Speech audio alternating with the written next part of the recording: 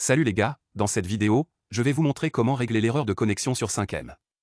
Alors, sans perdre de temps, on y va.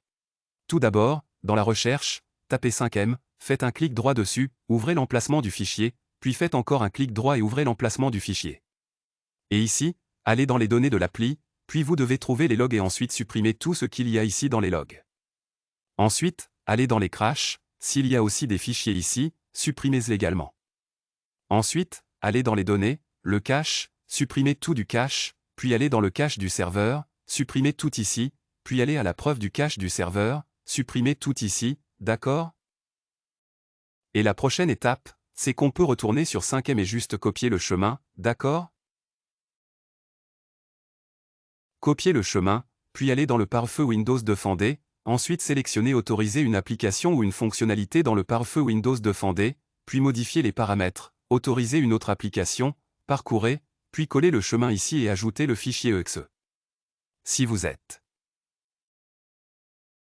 avez cette erreur, ça veut dire que c'est déjà ajouté, donc vous n'avez pas à vous en faire.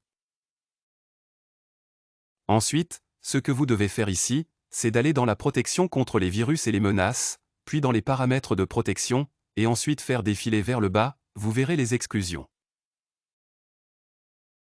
Cliquez dessus, puis ajoutez une exclusion, sélectionnez le dossier, puis ici, copiez aussi le chemin et appuyez juste sur Entrée, d'accord? Et sélectionnez le dossier et ajoutez le dossier 5M à la liste d'exclusion. La prochaine étape, c'est d'ouvrir CMD ou l'invite de commande, de faire un clic droit dessus, de choisir Exécuter en tant qu'administrateur, c'est super important de lancer CMD en tant qu'admin, et ensuite, il vous suffit d'écrire ipconfig /flush DNS, puis tape nesh-sock reset, n'est-ce pas?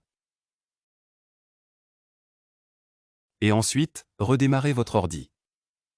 Ensuite, vous devez aller dans les paramètres, puis dans Réseau et Internet, aller dans les paramètres Réseau avancé, puis réinitialiser le réseau. Si vous utilisez le Wi-Fi, il faudra remettre votre mot de passe.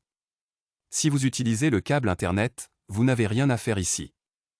Ensuite, appuie à nouveau sur Réseau et Internet, va dans les paramètres Réseau avancé, trouve ta connexion Internet, va dans Plus d'options d'adaptateur, puis double-clique sur le protocole Internet version 4, sélectionne Utiliser les adresses de serveurs DNS suivantes et sur Préférer simplement.